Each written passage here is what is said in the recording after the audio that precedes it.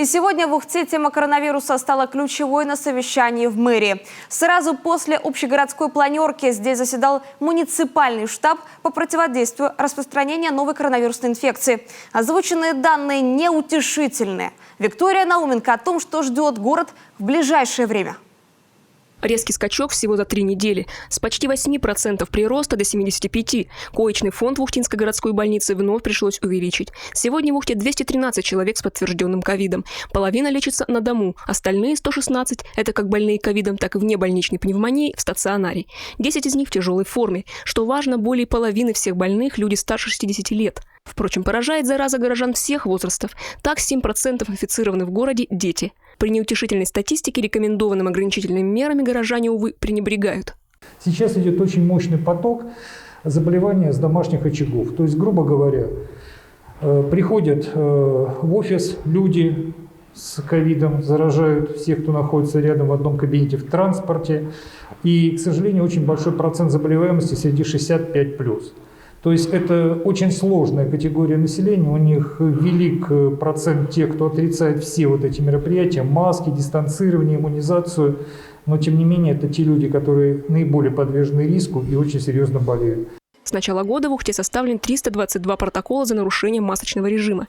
Но рейдовые мероприятия в общественном транспорте и торговых центрах будут проводить чаще. К сознательности граждан будут призывать штрафными санкциями. Также принято решение возобновить дезинфекцию общественных мест. Эта обязанность возложена на спецавтодор. Кроме того, медики и городские власти настоятельно рекомендуют вакцинироваться. И в особенности те, кто сами перенес новую коронавирусную инфекцию и не понаслышке знают, что это за недуг. Внезапно тебя поражает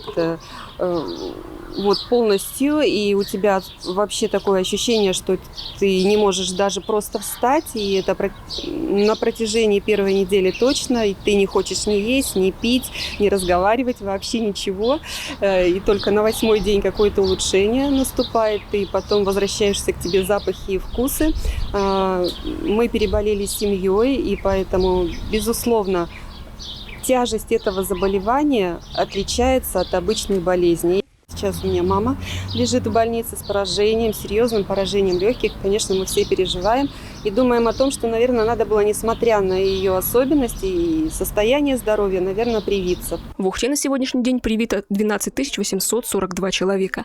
Это примерно четверть от всего населения, подлежащего вакцинации. Медики создают все условия для доступной процедуры. Дни открытых дверей, работа выездных мобильных пунктов, вакцинация проводится даже в МФЦ. Однако население должной активности не проявляет. Активность немножко упала, наверное, потому что отпускной период начинается, дачный сезон, и большая часть людей, может быть, даже уже и выехала с территории. Люди идут каждый день, но гораздо меньше, чем у нас есть возможность проводить иммунизацию. По прогнозам медиков, новый пик заболеваемости в коме придется на июль, а потому сейчас особенно важно вспомнить об ограничительных мерах и заблаговременно обезопасить себя и близких от коварного недуга и его последствий. По показаниям медиков, чтобы остановить эпидемию, в населенном пункте должно быть привито минимум 60% населения. Пока нет коллективного иммунитета, невозможно вернуться к доковидному образу жизни. Никакого сабантуя, так решили в этом году городские власти. Праздничный концерт ко Дню России в Ухтинском городском дворце культуры проведут, но, увы, с соблюдением жестких ограничительных мер. Социальная дистанция, масочный режим и наполняемость зала не более чем на 70%. А вот уличную торговлю на Комсомольской площади и вовсе отменят, как и традиционный татаро-башкирский праздник Сабантуй.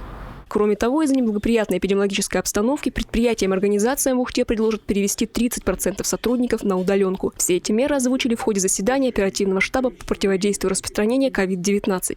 И это вынужденная мера, но она может быть временной, если коллективный иммунитет все же всем нам вместе удастся выработать. Виктория Науменко, Павел Лагутин, телеканал Юрган, Ухта.